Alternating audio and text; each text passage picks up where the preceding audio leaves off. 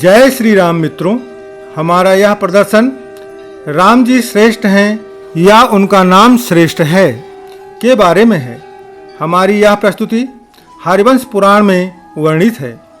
ऐसा वर्णन मिलता है कि भगवान श्री राम जी को अपने सबसे प्रिय भक्त हनुमान जी के साथ भी युद्ध करना पड़ा था, जिसमें श्री राम जी ने अपनी सभी शक्तियों का इस्तेमाल किया था। आइए जानते हैं कि यह भक्त और स्वामी के बीच युद्ध क्यों हुआ था। यह युद्ध जब हुआ था उस समय के सम्राट ययाति के कारण हुआ था। ययाति प्रजापति ब्रह्म के वंशज थे। ययाति को दो पत्नियां देवयानी और शर्मिष्ठा थी। देवयानी दैत्यों के गुरु शुक्राचार्य की पुत्री थी, तो वहीं शर्मिष्ठा दैत्यराज बृहस्पति की पुत्री थी। पहली पत्नी देवयानी के दो पुत्र यदु और तुर्वस हुए। वहीं दूसरी पत्नी शर्मिष्ठा से 3 पुत्र द्रुहु, पुरु एवं अनु हुए। इन 5 पुत्रों को वेदों में पंचानंद कहा गया है। 7200 ईसा पूर्व अर्थात आज से 9223 वर्ष पूर्व ययाति के इन 5 पुत्रों का संपूर्ण पृथ्वी लोक पर शासन अर्थात राज्य था। 5 पुत्रों ने अपने अपने नाम से राजवंश स्थापित किए थे। यदु से यादव, तुर्वस से यवन, द्रुहु से भोज, अनु से मलेच्छ और पुरु से पौरव वंश की स्थापना हुई थी। पुराणों से यह वर्णन मिलता है कि ययाति अपने ज्येष्ठ पुत्र यदु से रुष्ट हो गया था और उसने निश्चय कर लिया था कि यदु और उसकी संतानों को राजपद प्राप्त करने का सौभाग्य नहीं मिलने देगा। ययाति अपने सबसे छोटे पुत्र पुरु को अत्यधिक प्रेम करता था और उसी को उसने राज्य देने का विचार राजसभा में प्रकट किया। लेकिन उसके सभासदों ने ज्येष्ठ पुत्र के रहते हुए ऐसा करने का विरोध किया, परंतु ययाति नहीं माना, जिससे सभासदों ने उसकी शिकायत ऋषि विश्वामित्र से किया, जिस पर विश्वामित्र ने जाकर ययाति को समझाने का प्रयत्न किया, परंतु ययाति उनकी बातों को भी नहीं माना, जिससे ऋषि विश्वामित्र को अपना अपमान महसूस हुआ।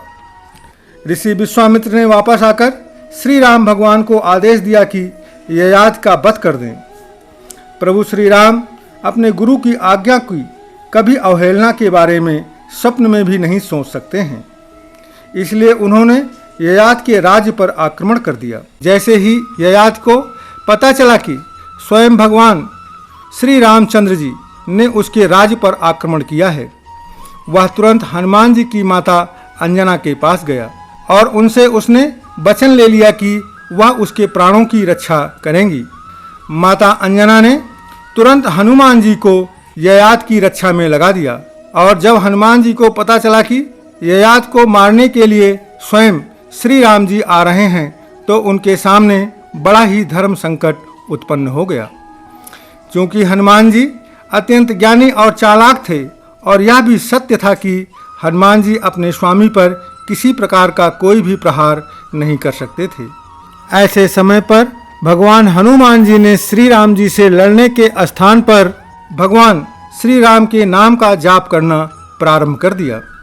श्री राम जी के द्वारा चलाए गए प्रत्येक अस्त्र एवं शस्त्र विफल हो रहे थे।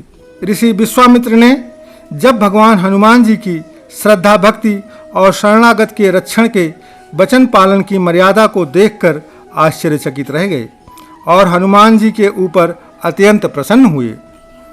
ऋषि विश्वामित्र ने भगवान श्री रामचंद्र को युद्ध रोकने का आदेश देकर राजा ययाति को जीवन दान दिया और इस प्रकार माता अंजना और प्रभु श्री राम जी के वचनों की रक्षा हो गई।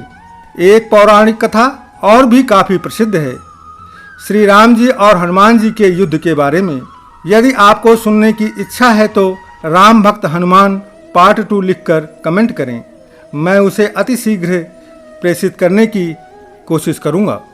साथियों, यह प्रस्तुत आपको कैसी लगी कृपया कमेंट करके ज़रूर बताइएगा।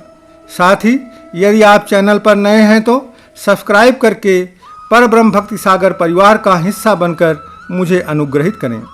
साथ ही बेल आइकन की बटन को ज़रूर दबाइएगा जिससे हमारी प्रत्येक प्रस्तुत आपको सर्वप्रथम प्राप्त हो।